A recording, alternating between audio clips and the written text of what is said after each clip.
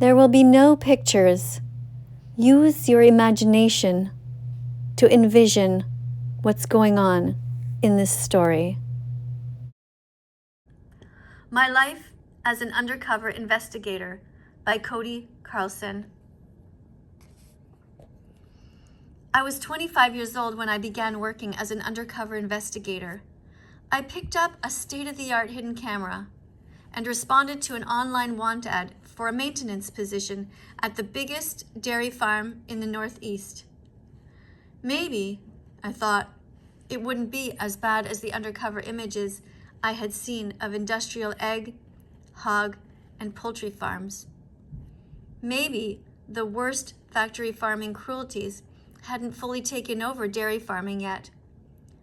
But by the end of my first day, I would realize how wrong I was. Working at that farm, I learned that their 5,000 cows spent every day crowded in barren, manure-filled concrete barns. They were kept perpetually pregnant through artificial insemination and routinely pumped full of antibiotics and hormones like RBST. Further, the cows were rife with swollen joint infections where their legs rubbed against the concrete and suffered from heavy, inflamed udders. I watched every day as more cows collapsed at 4 or 5 years of age, a fraction of what their natural lifespan, and were either left to die or shipped to slaughter. As for the many calves born as a byproduct of dairy production, if they didn't freeze to death in an unintended tin shed, they were also shipped to slaughter within days of birth. These cows were being abused, neglected, and overdriven like disposable milk-producing machines. That spring, I worked at a sow farm in central Pennsylvania for 2 months. After that, I spent a few weeks working at a pet store, learning how to eventually talk my way into about 50 puppy mills in Oklahoma, Texas, and Kansas. The next winter, I worked at a series of battery cage egg farms around Iowa.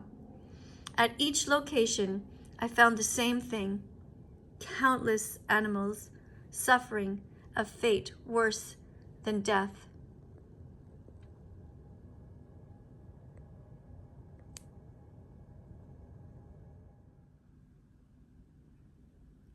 The more I saw, the more I needed the world to recognize the weight of this injustice.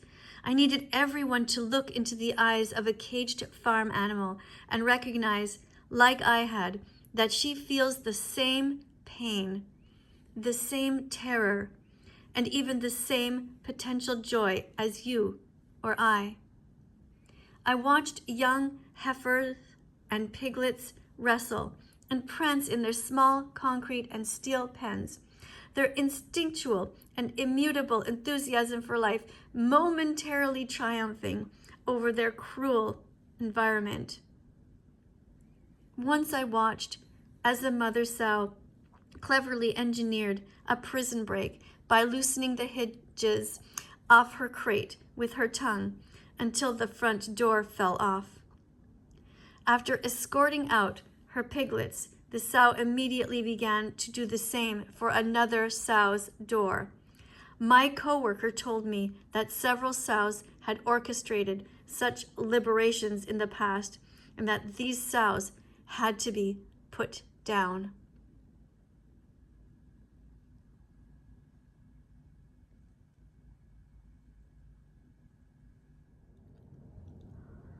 These bittersweet moments were few and far between.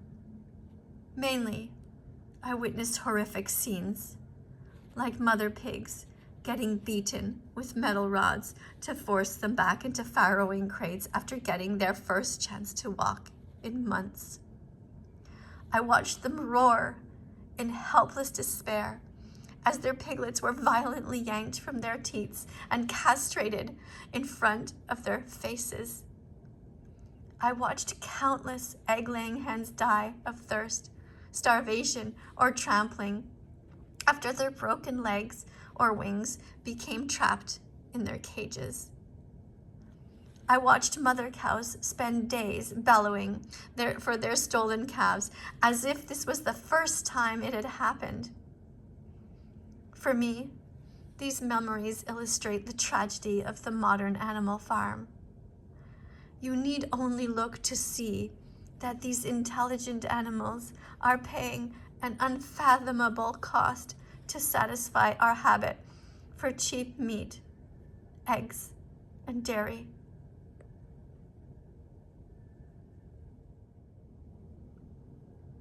Of course, individual workers aren't held responsible for these standard conditions. They are trained to ignore animal suffering, creating a work culture of apathy or even outright cruelty. Every facility had at least one person who tortured the animals for fun. These guys were troubled and didn't make much effort to hide it from their coworkers. The scarier part was that nobody tried to stop them or did anything more than tease them for their sadistic behavior. This was strange, since many of the workers claimed that they cared about the animals and admitted that they had to get used to working in the barns. Some told me privately about their frequent nightmares or their chronic health problems. They had to become desensitized just to make it through the day. Once, a coworker at a battery egg farm confronted me about my concern for the hens who were suffering from prolapsed uteri, a condition in which the birds' uteri are partially expelled from their bodies and unable to be retracted. These herniated organs were getting tangled in the cages, causing an agonizingly slow death, and I had asked whether we were expected to provide veterinary care. In no uncertain terms, the worker accused me of being an undercover investigator. With my heart beating in my throat, I feigned annoyance and told her to leave me alone and let me do my job. From then on, I only helped animals when no one was watching.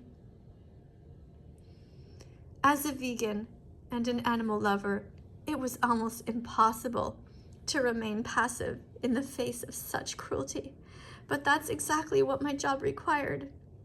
As I worked, I reminded myself that this abuse was going to happen regardless of my presence, but would be documented if I stuck around by playing along. Still, the experience was draining for me. I was losing weight, sleeping fitfully, and forgetting how to interact with others socially. After 2 years, I couldn't do it anymore. A quote by Leo Tolstoy. A man can live and be healthy without killing animals for food. Therefore, if he eats meat, he participates in taking animal life merely for the sake of his appetite, and to act so is immoral.